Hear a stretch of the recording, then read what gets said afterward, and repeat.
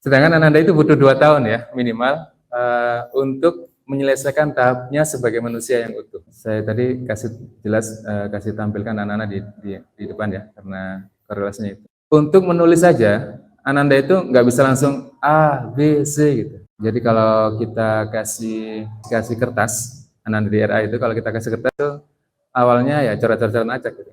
Silakan gitu. Jadi Ananda itu mengawali kehidupan mencoretnya itu nggak langsung ini nama saya, tidak gitu. Kasih kertas gitu kan, coret-coret gitu kan. Kemudian setelah coret baru nanti mulai terarah coretan. Kemudian mulai ada garis dan bentukannya. Kalau tulisan di atas itu gurunya yang nulis ya, Bapak sekalian ya. Agar anak-anak juga tersimulasi bahwa nanti yang akan dia tulis pertama adalah namanya. Yang paling akan mudah bagi Ananda kemudian dia sudah mulai menggambar huruf walaupun dengan persepsi mereka ya. Setelah itu mulai menulis namanya. Dan itu tahap perkembangannya panjang Bapak sekalian ya. Jadi guru-guru RA itu harus memastikan Ananda itu berkembang sesuai dengan tahapannya. Karena kalau enggak, kalau terloncati, maka nanti saat usia besar ada beberapa kendala yang terjadi terhadap sikap-sikap anak kita. Karena kekurangan di masa kecil. Kemudian dia sudah mulai menulis apa aja yang ada di rumahnya, yang biasa dia terlihat, dan akhirnya nanti bisa menggambar seperti ini. Ada videonya sebenarnya yang satu anak itu yang sedang menulis. Bentar ya, saya cari ya kalau dapat. Jadi Ananda di RA sedang menulis ya dari sekedar coretan, akhirnya hari itu dia sudah bisa menulis namanya sendiri. Ya, dan itu prosesnya panjang. Nggak pernah di drill ya Bapak sekalian ya. Nggak pernah di sekolah kita itu ada huruf A titik-titik terus mengikuti huruf, enggak ya. Jadi mereka kita ajak untuk belajar sesuai dengan tahap perkembangan Ananda. Jadi kalau memang mereka sudah mulai menggambar, ya menggambar. Termasuk menyusun balok. Ini juga kemudian yang kemarin kita akan desain juga, karena selama Ananda di RA, kita desain seperti ini, nanti ternyata di SD-nya berbeda gitu kan. Dan itulah kemudian akhirnya kita meredesain lagi dengan teman-teman guru bahwa nanti di SD Ananda juga akan mendapatkan materi sesuai dengan tahap perkembangan. Kalau memang belum bisa diajak belajar, ya diajak main dulu gitu kan. Diajak main, kemudian nanti tahapan-tahapannya ada. Kapan Ananda itu mulai bisa bermain dan mulai bisa serius. Karena itu semuanya adalah tahap perkembangan otak.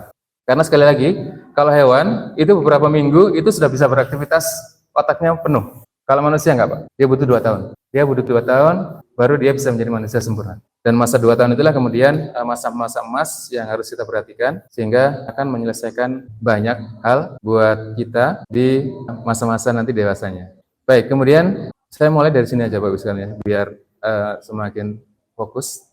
Jadi kami berharap di semester ini dan berikutnya, para orang tua juga paham bahwa kalau begitu kami bilang guru, maka di benak kita semua adalah orang tua, guru di sekolah, sivitas akademika semuanya, tenaga pendidikan, bagian operator, operator dapodik gitu kan. Kemudian meja, kursi dan semuanya adalah guru buat Ananda. Dan desain utama bagi Ananda itu adalah di orang tua. Selama ini memang kami dalam tanda kutip profesional orang tua itu ya mungkin kami undang sekali satu semester, itu pun pas terima rapor. Di semester ini insya Allah kita akan undang Bapak sekalian berkali-kali gitu kan. Mohon bantuannya untuk berkoordinasi dengan kami, karena konteksnya adalah yang mendesain program kami di sekolah itu akan bagus jika Bapak sekalian di rumah juga mendukung kami, nyambung gitu ya. Kalau enggak, selama ini kita buat apa di sekolah gitu kan, Ananda di rumah juga bingung. Dan materi-materi yang kita kasihkan ke guru-guru ini juga nanti akan kita kasih ke Ananda. Jadi mereka bisa mengukur orang tuanya gitu kan, orang tua juga bisa mengukur anaknya. Termasuk properti di sekolah ini juga menjadi tempat belajar mereka gitu kan. Ayah itu apalagi kalau ayah dan ibu beda pengasuhan gitu kan. Dan biasanya memang beda, selalu beda Pak.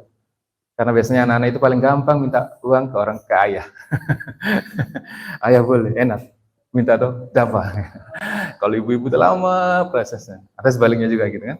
itu nanti anak-anak akan tahu gitu kan. Anak itu peneliti handal. Mereka itu akan tahu, oh kalau gitu minta uang ke ayah. Kalau ibu apa tuh yang udah apa gitu. Pengasuhan orang tua di rumah pun juga penting karena bagi kita anak-anak itu semuanya unik ya Bapak sekalian ya. Mereka dilahirkan mencerap banyak hal di usia-usia dini mereka dan yang akhirnya itu akan berpengaruh pada mereka saat besarnya. Berikutnya saya ke sini. Sengaja tadi saya kasih Bapak Ibu sekalian gambarnya anak-anak ya. Karena kita semuanya orang tua itu pasti sudah melewati ini semuanya. Sudah lewat Ustadz karena apa? Pak, itu kan Abi. Di sini ada yang panggil saya Abi, ada yang panggil saya Ustadz, ada yang panggil saya Bapak ya, orang tua ya. Jadi disesuaikan aja.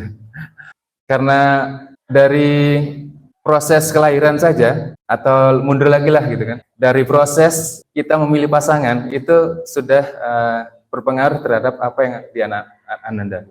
Dan setelah proses pernikahan dan kehamilan, maka yang berpengaruh adalah kombinasi gen dari ayah bunda, kemudian gizi ayah, dan perlakuan dan gizi ibu selama hamil.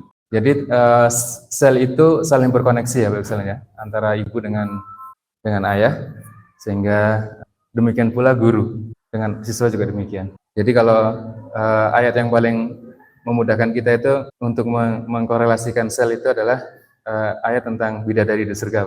Bidadari itu datang ke kita itu dengan sepenuh cinta. Jadi istri kita kalau datang ke kita dengan sepenuh cinta, dengan cintanya separuh-separuh terasa. Apalagi anak-anak ya. Anak-anak itu gurunya di depan kelas, di rumah lagi banyak masalah, itu terasa di anak-anak. Karena sel itu saling berkorelasi dengan gelombang suara dan gelombang cahaya. Dan itulah yang akan kita terus jaga agar guru-guru kami itu selama bertemu dengan Ananda sekalian itu mereka nyaman gitu kan. Kalau enggak mereka tahu, guru saya ini lagi nggak nyaman itu. Makanya tadi saya juga disampaikan di awal, kalau Bapak sekalian lagi nggak nyaman atau lagi sudah jenuh, boleh keluar sebentar gitu kan, masuk lagi boleh, bebas. Belajar sesuai dengan kebutuhan. Baik, perlakuan dan gizi ibu hamil gitu kan. Sehingga mempengaruhi Ananda karena selnya saling terhubung. Kemudian kalau selama ibu hamil, itu yang paling berpengaruh nanti adalah emosional dari ibu. Itu sangat-sangat berpengaruh.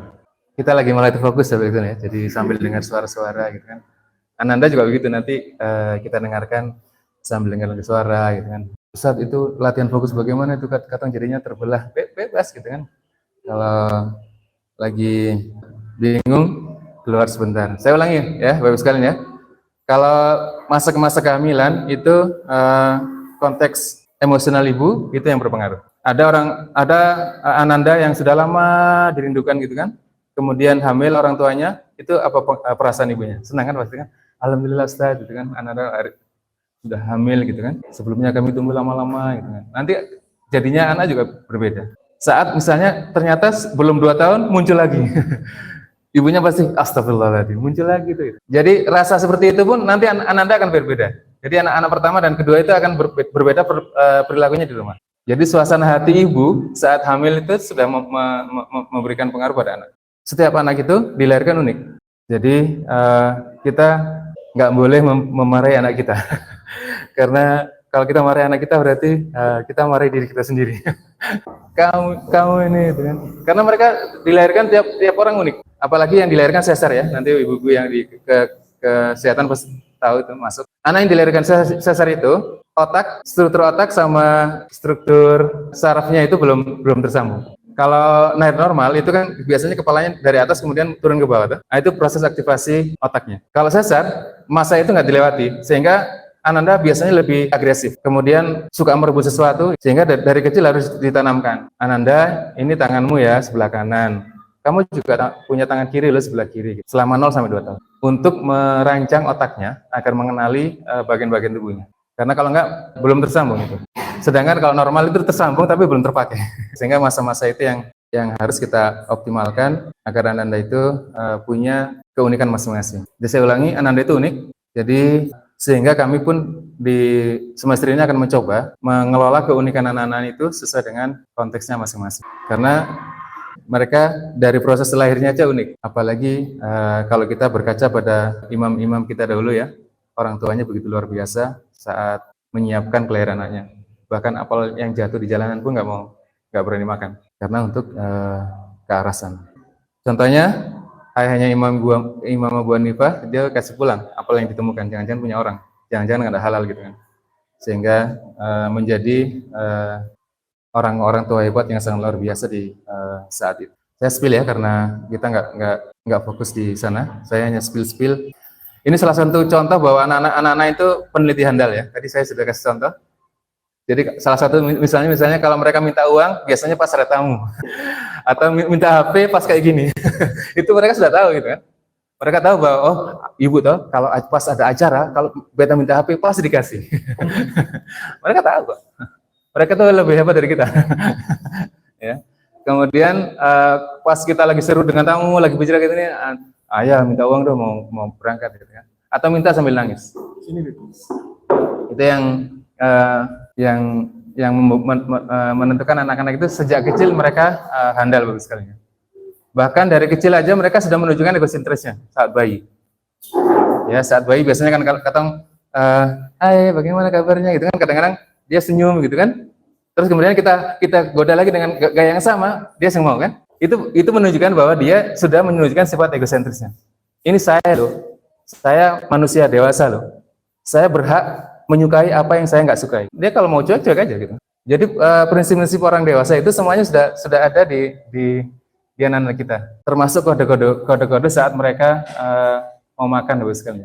Dari 0 sampai 1 tahun itu adalah kode-kode mereka sudah memasukkan tangannya ke mulut, itu tanda bahwa 1 tahun itu Ananda sudah bisa makan sendiri. Dan kesalahan orang tua biasanya adalah katong masih suapi sampai usia sekian tahun. Jadi urusan makan saja ternyata kita terlambat. Yang seharusnya Ananda sudah bisa makan sendiri, kita masih kasih suapi. Dan itu akan terus berpengaruh pada. Kemudian ini saya spill sebagian ya. Dari mulai 6 bulan itu Ananda sudah mulai pengen duduk, itu siapkan kursi bayi buat mereka. Dan mulai 6 sampai 9 bulan mereka sudah mulai belajar tekstur, maka siapkan makanan yang teksturnya cukup banyak. Kemudian 12 bulan itu sudah makan seperti orang dewasa. Fadli kemarin sudah mencoba ya, iya Ustaz, tapi yang makan makanannya paling sedikit gitu kan. Dikasih mari 1 paling yang makan 5%. Iya, karena memang di usia itu dia sudah waktunya makan beneran, tapi makanan utamanya adalah ASI. Jadi kalau dia jangan bingung juga gitu kan. Tetap ASI sebagai utama, tapi makan utamanya sudah mereka harus dapatkan. Sehingga Ananda di usia itu pun harus makan sudah selesai. Kemudian di usia tertentu nanti anak itu butuh memanjat, kemudian loncat-loncat di kasur, itu juga tahap perkembangannya. Kalau kita larang, biasanya nanti bermasalah di saat naik mobil. Jadi Ananda kalau naik mobil mabuk, itu berarti masa kecilnya kurang loncat-loncat. Jadi kadang-kadang orang tua loncat-loncat di atas kasur, jangan gitu. Padahal mereka sedang mengatur otaknya itu, agar nanti bisa optimal di segala hal. Kemudian di usia 6 tahun itu sangat percaya pada penglihatannya. Misalnya pas katong ngajak ke Pantai Liang gitu kan, ayah tadi beta dapat gajah, patung gajah bukan? Gajah besar gitu kan. Apa warnanya? Ini kan. Mereka tetap aja konsisten bahwa itu namanya gajah. Bukan, padahal kan tahu baru sampai akhirnya mereka bilang, "Iya kan ayah tadi sing lihat." Dia sangat percaya sekali gitu kan. Itu kalau kata saya tahu, parlenti, langsung menyusahkan anak supaya parlenti, dan akhirnya di otaknya, oh saya boleh parlenti kayak gitu. Jadi kita itu hampir semuanya belum tahu tahap perkembangan anak gitu kan, sehingga menjadi orang tua. Memang begitulah orang tua itu urusan ya. Kalau kehutanan kayak saya ada jurusannya, jurusan kehutanan. Tapi kalau orang tua nggak ada. Jurusan pendidikan orang tua yang ada. Padahal kita belajar menjadi orang tua itu sepanjang hayat, Bapak sekalian. Apalagi hormon itu berubah-ubah, Bapak sekalian ya. Hormon tadi saya kasih tahu ya, hormon ibu-ibu saat anaknya mau lahir kan beda juga gitu kan. Ayah, hari ini cari siomay dong. Biasanya nggak pernah suka siomay, hari itu minta siomay gitu. Nanti kayak gitu, usia 40 tahun itu hormon berubah. Jadi kalau Bapak Ibu sekalian, ayahnya tiba-tiba sifatnya berubah, memang hormonnya berubah, biasa 40. Yang biasanya nggak pernah marah-marah, kenapa jadi marah-marah gitu. Jadi belajar berumah tangga itu sepanjang hayat. Makanya kita diminta oleh Allah itu belajar sepanjang hayat itu dalam rangka itu. karena orang tua itu hormonalnya berubah-berubah, mulai hamil berubah, nanti tua juga berubah, gitu kan, sehingga perlu diperhatikan. Baik, saya lanjutkan sedikit di dasar ya, dasar kenapa sih kita dilahirkan sebagai manusia itu unik, gitu ya. Karena kita oleh Allah SWT dititipkan bumi dan seluruh isinya. Kalau makhluk lainnya kan enggak gitu kan. Sapi misalnya, ya dia diciptakan oleh Allah untuk katang makan gitu kan. Tinggal sembelih dan selesai gitu kan. Tapi kalau kita itu diminta oleh Allah SWT itu sebagai khalifah fil ard, disiapkan, maka manusia pun diciptakan oleh Allah unik. Karena doa kita semuanya, Rabbana hablana min azwajina wa dzurriyyatina qurrata a'yun waj'alna muttaqina imama. Kita semuanya itu mengarah menjadi imamul muttaqin, dan salah duanya dari imamul muttaqin itu adalah kita sebagai ibadullah, sebagai hamba Allah SWT, dan kita sebagai pengelola di dalam, sehingga di dalam pengelolaan bumi ini, maka apa yang dikasih oleh Allah kepada kita itu ada dua minimal. Itu saat Nabi Allah Adam alaihissalam mau diturunkan ke bumi, Allah mengajarkan apa? Ilmu kan? Wa 'allama Adam al-asma'a kullaha tsumma 'aradahum 'alal malaikah. Kemudian dikasih pengalaman hidup. Dikasih bertemu dengan jin, dikasih bertemu dengan iblis dan seterusnya. Jadi ilmu dan pengalaman hidup. Maka Rasulullah juga demikian. Yang dikasihkan buat kita adalah, yang dikasihkan buat beliau adalah Iqra bismikal ladzi khalaq. Jadi ilmu dulu, baru kemudian dikasih pengalaman hidup. Rasul itu lahir 0 sampai 7 hari itu mendapatkan asli eksklusif dari. Jadi tidak langsung diasuh oleh Halimatus Sa'diyah. Kalau bahasa sekarangnya mendapatkan kolostrum ya gitu kan. Susu pertama yang itu kadang-kadang ayah bunda kadang-kadang juga nggak sabar gitu kan. Ini belum keluar, akhirnya dikasih susu formula. Padahal susu itu penting. Yang pertama datang itu sifatnya sebagai antibiotik buat Ananda. Kemudian setelah 7 tahun, setelah 7 hari kemudian dipelihara oleh Halimatus Sa'diyah. Bani Sa'ad itu adalah, kelebihannya adalah suku dalam bahasa Arab, suku-suku di Arab yang masih memiliki fasih bahasa Arabnya itu masih murni. Itu kelebihannya. Sehingga beliau, Rasul itu usia 3 tahun sudah bisa berbicara dan sudah diajak ke sana kemari untuk mengembara. Jadi mereka itu sukunya nomaden, jadi sudah ke sana kemari.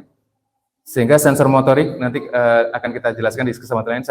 Sensor motorik Rasul itu selesai dari kecil. Kemudian dipelihara lagi oleh pamannya, kakeknya, yang semuanya mempersiapkan Rasulullah SAW itu punya bekal yang luar biasa buat kehidupannya kelak. Sampai pemimpin itu kan, kalau pemimpin itu tidak hanya integritas, oh dia boleh baik gitu kan. Tapi syarat-syarat pemimpin itu apa? Harus memberi gitu kan. Kalau sing kasih berarti dia sing siap jadi pemimpin gitu kan. Atau bahasa katong itu tidak hanya orang baik, tapi harus orang kaya. Bagaimana sing kaya mau daftar ke partai-partai aja bayar gitu kan. Habis itu pilkada bayar lagi, butuh uang gitu kan. Jadi selain integritas itu mungkin ada dari Rasul dari kecil itu kan. Tapi kaya sejak kapan gitu kan. Maka beliau, Allah SWT siapkan Rasul dari usia 25 sudah memimpin dagang sendiri, dan beliau sudah menunjukkan kontribusinya sebagai pemimpin. Jadi sudah integritasnya dapat, kaya juga dapat. Jadi kemudian akhirnya menjadi salah satu pemimpin yang luar biasa buat kita semuanya. Hingga itu yang menjadikan ilmu dan pengalaman itu yang akhirnya membuat kita berbeda dengan yang lain. Jadi selain gen tadi ya, selain gen yang bermacam-macam tadi itu, maka kita lagi menyiapkan pengalaman hidup buat anak-anak sekalian, biar nanti bisa berguna buat masa depannya. Kemudian saya ulangi bahwa perintah sholat itu adalah usia 7 tahun. Tapi selama 0 sampai 7 tahun itu Allah sudah menyiapkan banyak sekali hal agar Ananda itu bisa benar-benar sudah bisa sholat di usia 7 tahun. Mulainya dari usia 4 tahun, Ustaz Zaid ya. 4 tahun itu Ananda sudah bisa menapak dengan sempurna. Itu fisiknya sudah disiapkan sama Allah. Usia 4 tahun itu sudah persiapan untuk sholat, kan harus menapak ya, Bapak sekalian ya. Kemudian butuh bacaan dan lidahnya harus kuat. Makanya anak 2 tahun kalau terlambat kita kasih makan dengan berbagai tekstur, nanti mereka juga akan kesulitan untuk melafalkan perbahasaannya. Kemudian salat itu adalah kita bangun abstract thinking-nya. Jadi kalau teman-teman yang guru mungkin sudah paham maksudnya. Karena kalau enggak, mereka akan bertanya gitu kan, salat, apa itu salat itu kan? Buat apa? Apa maknanya gitu kan? Dan di usia 7 tahun mereka memang perkembangan. Kalau salat saya belikan motor baru, oh senang anak-anak. Sering-sering aja ya gitu kan. Saya tiap hari salat biar saya dapat 5 motor baru. Kemudian ini tadi yang kasih contoh ya. Kalau enggak nanti Allah marah, sedikit marah gitu kan. Jadi banyak sekali aspek kognisi yang kita bilang ke anak itu nanti akan menjadi oleh-oleh bagi mereka besar. Sehingga tadi saya kasih contoh di bagian awal itu anak-anak ya. Karena menyelesaikan tahapan Anda belajar itu butuh bantuan dari satu lagi misalnya ini korelasinya dengan GetGet ya. GetGet itu dia mengeluarkan sinar biru dan sinar biru itu dia berpengaruh pada otak tidur. Jadi manusia itu punya otak tidur Bapak sekalian ya. Jadi dia mulai aktif jam 10 malam dan kemudian sebelum subuh dia bereaksi. Kalau katong kebanyakan GetGet, maka hormon itu rusak. Sehingga katong tidurnya tengah-tengah malam gitu kan. Kemudian akhirnya sholat subuh terlambat gitu kan. Jadi bukan hanya merusak secara kontekstual tapi konseptual juga demikian. Termasuk Ananda masih bayi ya. Bayi itu juga demikian. Jadi kalau mereka bangun malam-malam itu kasih konsep. Ananda ini masih malam tidur ya. Insya Allah nanti nanti kalau sudah pagi baru kita beraktivitas. Insya Allah sing lama dia akan tidur. Terus kalau hormonnya lagi aktif pagi-pagi biasanya Ananda itu bangun sedikit aja bangun gitu kan. Tapi apa yang kita kerjakan sebagai orang tua? Biasanya kalau Ananda sudah bangun subuh, biasanya apa Ananda kita buatnya? Kita peluk lagi tuh. Udah masih pagi, tidur aja gitu kan. Akhirnya Ananda nanti kalau saat kita bangunkan sudah besar ya, sholat subuh lewat. Karena waktu kecilnya saat Allah kasih kode, dia bangun subuh, kita peluk. Dia aja masih sedikit lagi.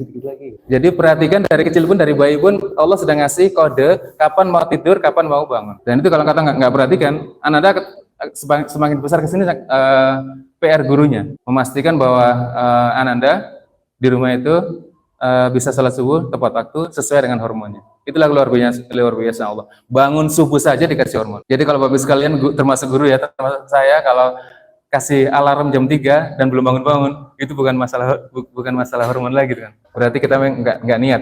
Dikasih kode sama Allah nggak mau bangun. Kasih kode HP nggak mau bangun. Nanti bangunnya jam 5. Dan itu paling gampang kalau dia anak-anak itu. Jadi pagi-pagi biasanya kita kasih kertas kalau anak-anak di sekolah ya, kita kasih kertas gitu kan. Apa aja yang dikasih Anda tadi malam. Anak-anak itu pasti pagi-pagi gambar HP gitu kan. Kalau TK ya, gambar ini gitu kan. Karena ya itu berkali-kali guru bilang gadgetnya dikurangi ya nak ya, tetap aja di rumah dikasih kan. Jadi kita nggak usah misalnya nggak usah bilang orang tua tolong gadgetnya dikurangi ya, enggak. Karena Ananda sudah bercerita tiap pagi. Jadi buat guru-guru yang kali ini baru bergabung, jadi nanti pagi itu insya Allah kita kasih anak-anak jurnal. Agar apa? Agar mereka menceritakan tadi malam itu sedang berbuat apa sama ayah bundanya. Kadang kita lagi menceritakan tentang kurban gitu kan di anak-anak TK gitu kan. Ternyata yang digambar bukan kambing, yang digambar misalnya Superman, Spiderman atau apalah zaman sekarang yang kebanyakan yang lagi viral gitu kan. Oh berarti anak-anak tadi malam kebanyakan HP gitu. Padahal kita tahu bahwa HP konteksnya seperti itu. Sampai saya kemarin survei Bapak sekalian ke guru-guru kami juga gitu. Guru-guru siap nggak anak-anak di rumah tanpa HP? Wih bagaimana gitu. Jadi penolakannya dari diri internal sendiri gitu kan. Padahal dalam tanda kutip kita sudah tahu bahwa salah satu aspeknya adalah tadi merusak hormon tidur. Jadi tidur kita anak-anak itu jadi rusak gara-gara HP. Apalagi kalau nanti tahap berikutnya adalah dia merusak saraf koordinasi. Nggak percaya? Coba ambil HP di anak Anda. Dia pasti marah tuh. Iya, karena otak koordinasi behaviornya itu lagi sedang dirusak sama HP. Setiap anak itu pasti kalau diangkat HP-nya pasti rusak. Pasti marah. Dan puncak marahnya biasanya sampai pukul ibunya. Itu karena itu tadi bahasa kita tantrum gitu kan. Karena aspek itu. Sehingga kalau kita dalam tanda kutip sedang merencanakan pembatasan HP itu, maka kita optimalkan di rumah. Ustaz kan katong di zaman sekarang kan nggak bisa lepas dari HP. Iya, orang tuanya saja belum bisa gitu kan. Sedangkan kalau di luar negeri sudah mulai gitu kan. Memang di luar negeri itu kenapa duluan? Karena itu mereka itu kelebihannya duluan. Mereka sudah duluan tahu HP dan sekarang anak-anak sekarang usia 14 tahun baru dikasih HP. Jadi mereka sudah melewati berbagai macam kolaborasi. Akhirnya kesimpulannya balik lagi ke buku. Dulu saat HP marak itu mereka nggak main HP, tetap di pasar-pasar, di tram, di angkutan umum mereka baca buku. Nggak pernah kayak di Indonesia di mana-mana pegang HP, di angkutan pegang HP gitu. Kalau Bapak sekalian ke Eropa ya, karena mereka tahu pakai HP itu sebetulnya secukupnya, nggak terus-terusan gitu kan. Nah itu yang kemudian yang akan kita bangun di anak-anak untuk yang SMA ya. Jadi mereka tetap kalaupun sebelumnya kita ukur dulu seberapa ketergantungan mereka pada HP, setelah itu baru kita ajak belajar. Karena kalau enggak, kalau kita kasih diskusi kemudian kita kasih HP, mereka akan banyak melihat yang lain daripada belajar. Dikasih tugas di rumah nggak dikerjakan. Karena memang sebagian otak besarnya sudah rusak, sehingga itu PR bagi sekolah, juga PR bagi kita semua. Memastikan bahwa nanti kita insya Allah akan buat programnya tarik ulur ya, misalnya 1 jam atau 2 jam gitu. Anak-anak masih marah enggak gitu. Kalau masih marah berarti belum selesai. Kita akan coba gitu. Dalam rangka membantu fokus mereka agar saat melihat gadget pun bisa mengontrol diri. Dan terus terang kami orang tua, guru juga lagi belajar Bapak sekalian ya. Lagi belajar karena biasanya sekolah juga demikian. Seharian guru mungkin masuk kelas hanya 2 jam, kemudian selebihnya main HP. Gurunya aja seperti itu misalnya gitu. Jadi di semester ini kita coba guru dikasih proyek gitu kan, sehingga nanti hubungan konteks dengan HP dikurangi kecuali memang sedang dibutuhkan. Itu juga Bapak sekalian silakan membantu kami dalam hal itu, sehingga nanti insya Allah saya ulangi akan ada kegiatan untuk ayah bunda selama minimal 3 hari yang isinya adalah mulai dari materi, kemudian siangnya praktek, kemudian sorenya refleksi. Cuma TK kalau jam begini sudah pulang sekalian, nanti kita di kesempatan lain. Baik, yang kita bangun di hari pertama itu adalah tentang mutu, berpikir positif dan sabar. Dan ini biasanya guru di hari pertama raker kemarin kami minta mereka langsung survei ke anak-anak TK yang kayak tadi saya gambarin itu ya. Pertama mendefinisikan dulu mutu itu apa, kemudian berpikir positif itu apa, dan sabar itu apa. Sabar itu apa? Satu itu.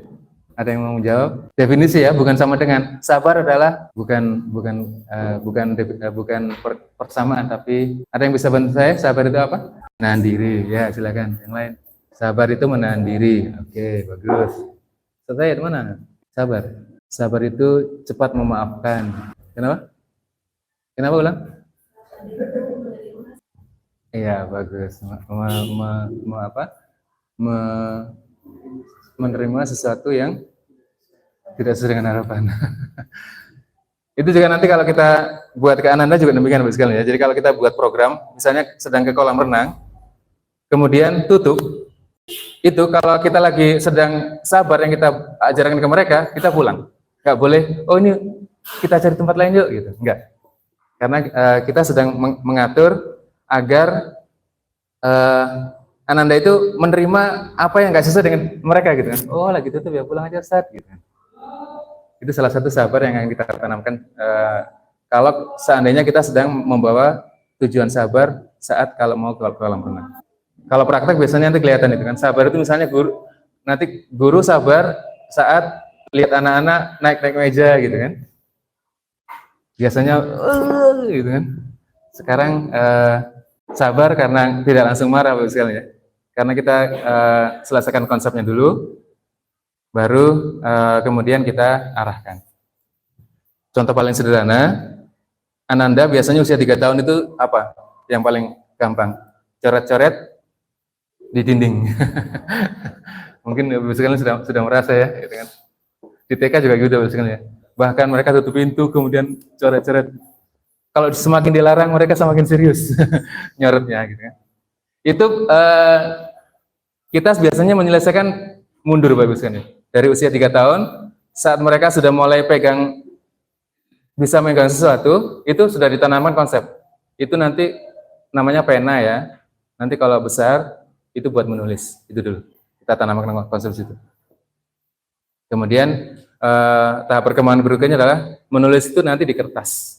Sehingga saat nanti dia sudah mulai keluar itu, mulai menulis itu, kita hanya kasih ingat aja, menulis di mana, Jadi yang kita kan kasih konsep dulu, sengaja ya. Kenapa tadi saya di awal sekali saya kasih tunjuk anak-anak itu mulai menulis dari mulai apa? Karena itu. Karena uh, untuk urusan nggak nulis di papan aja itu panjang kisahnya ya. Ayo nulisnya di mana gitu kan? Mereka kan, oh iya nulis itu harus di kertas. Mereka cari kertas. Tapi kalau enggak langsung kita marahi, sudah langsung buyar. langsung mereka diam-diam, sehingga ada orang. Jadi itu yang salah satu kesabaran guru-guru kami ya. Jadi itu yang sedang kita rencanakan di semester ini. Jadi kalau ada hal yang dia memang harus muncul di tahap perkembangan anak, itu harus kita keluarkan dan kemudian kita kasih program. Jadi kurikulum sebelumnya itu walaupun sudah ada biasanya di halaman pertama kurikulum itu bahwa Anda harus mendapatkan mata pelajaran sesuai dengan tahap perkembangan anak. Biasanya pembukaan kurikulum dimanapun ada itu. Tapi biasanya kita sekolah jarang memperhatikan, sehingga nanti insya Allah akan kita perhatikan di sana. Contohnya misalnya adalah di usia 7 sampai 12 tahun itu tahap perkembangan anak adalah orang tuaku adalah segalanya. Ya. Itu harus kita selesaikan bahwa kekuatan kita dengan Ananda itu harus cukup kuat sehingga nanti saat usia 12 sampai sekian yang dimana adalah guruku segalanya itu berarti selesai gitu kan. Terus kemudian nanti di 13 sampai sekian tahap perkembangan anak adalah temanku adalah segalanya. Jadi di masa SMA ini mereka adalah masa-masa di mana temanku adalah segalanya. Dan itu yang harus kita kita selesaikan habis sekali. Harusnya masa-masa dengan orang tua selesai gitu kan. Harusnya masa-masa dengan gurunya selesai. Jadi kalau misalnya lihat nanti Ananda SMA kadang-kadang menantang pada gurunya gitu kan. Itu bagi kami adalah proses belajar mereka. Karena di usia-usia sebelumnya mereka terlewatkan. Kalau seandainya sudah selesai bonding dengan keluarganya, maka saat pada usia tertentu di mana temanku ada segalanya, jadi saat mereka bermain-main dengan teman-temannya gitu kan, pasti kita telepon, Nanda pulang dong, beli kecap, kotong lagi bermain masa pulang beli kecap gitu kan. Ada penolakan gitu kan, karena bonding dengan orang tuanya dari 0 sampai 7 belum kuat. Jadi pastikan nanti di usianya itu sesuai. Jadi setelah ini biasanya kemarin kalau kita ideal itu kita harus praktek, tapi anak-anak TK hari ini sudah pulang, jadi insya Allah nanti kita ulangi di kesempatan lain dengan materi yang lebih detail. Kemudian praktek melihat anak-anak bagaimana kesabaran, mutu, dan berpikir positif itu terlihat di guru-guru TK. Karena TK itu fondasi ya misalnya. Tadi saya ulangi berkali-kali bahwa kelalaian kita menyelesaikan anak-anak di masa TK itu besarnya nanti sangat berpengaruh. Saya kasih contoh satu lagi ya buat tahapan Ananda saat di RA. Baik, di usia RA itu kita ajari mereka main-main tali ya misalnya ya. Dari mulai main kosong, main isi. Ini untuk anak-anak TK ya. Dan mereka harus selesai di tahap ini, Bapak sekalian. Kalau mereka nggak selesai di tahap ini, biasanya saat besar, contohnya adalah saat mengambil pakaian, kemudian berantakan, berarti masa-masa ini belum selesai. Jadi perhatikan Ananda, itu bukan Ananda Ustadz, tapi suami saya. Iya, berarti suami-suami kita dulu waktu kecil nggak pernah melewati masa ini. Mereka masih pas ngisi nggak penuh, tiba-tiba di orak-arik lagi gitu kan. Jadi memastikan bahwa Ananda untuk urusan mengisi kosong ini juga selesai. Jadi mulai terbayang kan ya. Rumitnya jadi guru dan rumitnya di orang tua. Selama ini kata nggak pernah pusing gitu kan, nggak pernah pusing barang-barang begini gitu kan. Kemudian mulai merangkai, mainnya kemudian mereka main di talinya, kemudian mereka tarik gitu. Itu yang tahap berikut. Sampai mereka sudah merangkai terus-menerus, sampai merangkai dengan warna. Nah, kalau sudah sini berarti Ananda biasanya sudah bisa kita ajak untuk menulis namanya. Jadi kita biasanya kasih namanya di atas, mereka sudah mulai berpikir. Ya. Jadi anak-anak TK itu sudah bisa membaca, bisa baca warna, kemudian merangkai bentuk, dan setelah sampai sini baru biasanya Ananda sudah bisa kita ajak untuk main keaksaraan. Jadi tahapannya seperti itu.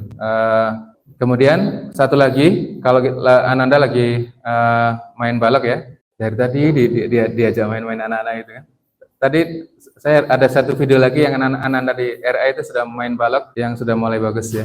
Dari mulai mereka mengacak-acak balok seperti ini, kemudian mereka nanti akan paling ujung, gurunya terus mengarahkan sampai nanti akhirnya mereka membuat bangunannya adalah yang mereka buat adalah kota. Mereka sudah mulai membayangkan ini misalnya namanya Ahmad ya. Ahmad itu apa? Ini jembatan Bu Guru. Nah, itu berarti anak-anak sudah mulai abstraksinya mulai kelihatan.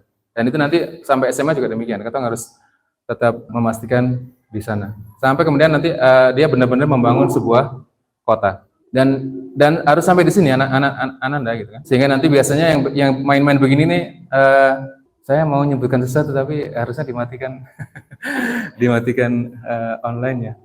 Enggak ada begini aja deh, enggak apa-apa. Di pendidikan di negara lain kita aja. Biasanya mereka sampai tahap ini. Makanya di Indonesia biasanya mereka itu jadi apa? Pengembang, developer gitu kan. Membangun BTN gitu kan. Karena mereka dari kecil sudah dididik untuk membangun kota. Jadi sedangkan biasanya orang pribumi biasanya sukanya adalah jual tanah. Jadi ternyata untuk urusan main saja itu konsepnya banyak Bapak sekalian. Kenapa anak-anak kita di TRA itu dikasih bangunan seperti ini sampai mereka membangun itu adalah konsepnya adalah ini belajar.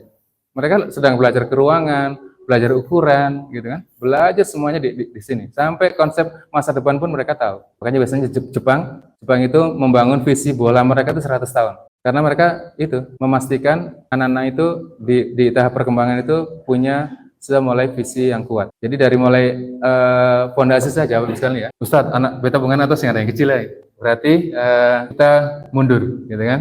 Mundur melihat anak-anak usia-usia di mana yang belum lengkap di tahap mainnya. Sehingga nanti saat kita membangun Ananda ya, membangun anak sekalian di sekolah ini, ayah bunda juga tahu gitu kan. Oh ternyata guru-guru kita itu sedang membangun ini. Oh Ananda itu dibangun ininya gitu kan, termasuk literasi ya. Biasanya ini termasuk literasi juga demikian. Kalau nggak biasa anak-anak dibiasakan dari kecil sampai besar, itu nanti waktu mahasiswa suruh nulis skripsi temannya yang suruh buatin gitu kan. Dapat tugas ini proposalnya harus dirubah gitu kan, sakit 5 hari gitu kan. Karena literasinya belum kita bangun dari kecil. Dan anak-anak di Assalam kita dari kecil pun literasinya sudah kita bangun ya bagusnya. Tadi saya sudah sampaikan dari awal. Untuk literasi, tahapan menulis, dari mulai mereka yang coret-coret hingga ini terbalik ya, dari mulai mereka mencoret-coret tanpa arah, kemudian menulis hingga mereka bisa menulis gambar dan itu. Dan ini tidak kita drill. Jadi mereka keluar sendiri aja gitu. Tadi saya sudah kasih video anak-anak era salam ya, lagi menulis, menggambar tangan kiri dan kanan, dia kasih tulis yang ini kiri, yang sebelah ini kanan. Itu membiasakan mereka nanti gampang membangun literasi saat SD itu sudah terbiasa. Jadi saya nanti kalau itu yang kemudian kadang kita nggak connect kemarin ya di RA sudah kita siapkan seperti itu, nanti SD-nya berubah lagi. Itu yang kemudian sehingga guru-guru SD hari ini yang belum mendapatkan materi ini hari ini datang dengan kita bagus sekali ya untuk memastikan bahwa tahap perkembangan Ananda itu sesuai di tahapan-tahapannya. Sehingga nanti saat mereka besar dikasih tugas untuk menulis skripsi itu sudah biasa. Termasuk guru-guru kami. Guru-guru kami juga kita kemarin lihat itu hampir di atas 80% lah belum biasa menulis kembali apa yang mereka niatkan untuk di kelas. Sehingga sorenya kami ajak mereka menulis untuk persiapan besok pagi di kelas itu apa. Tiap hari kita optimalkan untuk menguatkan literasi guru. Termasuk kemarin masak ya. Biasanya guru jarang masak, kemarin kita masak sendiri karena di aspek masak itu ada aspek kesabaran, ada aspek mutu, dan ada proses pembelajaran. Jadi itu sebagai preview ya Bapak sekalian yang ingin saya sampaikan pada Bapak sekalian. Saya ulangi bahwa untuk penegasan slide oleh-olehnya ini ya, mau difoto, mau dicatat boleh, karena ini yang menjadi clue ya hari ini. Anak-anak itu unik, dari mulai dilahirkan aja unik, dari mulai Bapak Ibu sekalian niat niat saja itu unik gitu kan. Anak pertama beda dengan anak kedua, anak ketiga, keempat, anak saya itu lima-limanya Ustaz semuanya beda-beda. Iya karena dari sejak dibuatnya beda-beda gitu kan. Niatnya sudah beda gitu kan. Kondisi ibu saat itu beda gitu kan. Saat itu ibunya lagi naik pangkat, anaknya baik-baik gitu kan. Kemudian pas habis itu pas pindah tugas, kemudian anaknya beda. Itu semuanya berpengaruh. Jadi kalau Ustaz saya sudah biasa tuh, 5 anaknya itu semuanya unik-unik gitu kan. Ada yang lahirnya waktu dapat gaji 13 gitu kan. Rapel apa waktu itu ya? Rapel yang sampai 100 juta. Jadi semuanya beda-beda. Karena kondisi kejiwaan ibunya beda-beda sehingga anak itu unik gitu kan. Kemudian 6 tahun tadi saya sampaikan kesiapan mereka untuk sholat, hingga kemudian 12 tahun kalau belum itu pakai terapi dalam tanda kutip program. Kemudian di usia 18 tahun itu dianggap mereka semuanya sudah tamyiz ya, sudah dewasa, sudah itu 18.000. Iya. Sehingga sampai nanti di kesempatan berikutnya nanti kita akan membahas ini dengan praktek kepada anak-anak, mulai dari understanding, adaptable, menjadi manusia seutuhnya, dan S7 essential life skill. Yang semuanya ada di anak-anak ya. Cuman kita belum bisa melihatnya yang bagaimana. Anak-anak kecil bangun balok saja, ternyata nanti besarnya dia jadi arsitek peradaban itu kan. Kadang-kadang kita tidak perhatikan, bikin apa itu anak-anak TK itu bermain saja kerjanya. Justru mereka belajarnya bermain. Nanti SD kelas 1, 2, 3 insya Allah kita masih pakai sentra ya, karena harapannya itu. Jadi mereka akan masih sambil belajar sambil bermain. Jadi kita lanjutkan dari mulai RA, kita lanjutkan ke SD-nya. Termasuk tahap penanganan ke guru juga demikian. Itu dari kami. Terima kasih ya Bunda sudah mendengarkan preview. Untuk di kesempatan lain kita akan kerjakan seperti ini lebih panjang dan ada prakteknya. Dan itu nanti akan kita agar ayah bunda sekalian, insya Allah saat kita punya program sekolah itu seperti ini loh. Kemudian ayah bunda akan merasa, yang direncanakan, kenapa sih sekolah kita itu berkesinambungan gitu kan. Kita biasanya dalam tanda kutip, Anda nanti lanjut SMA kasih Ustaz, nanti sekolah di Jawa saja, nggak apa-apa. Gitu kan. Kemudian nanti SMP di tempat lain aja, nggak apa-apa. Tapi minimal ayah bunda paham bahwa menyiapkan Anda itu dia sifatnya panjang, jangka panjang. Dari mulai dari itu bermain, cuci tangan aja kadang harus perhatikan. Basahnya sampai di mana gitu kan. Sampai wudunya pun demikian. Basahnya sampai di mana. Sampai kadang-kadang anak itu tahu kalau sudah saat nih subasah. Karena biasanya Ustaznya cuma lihatnya di telinga.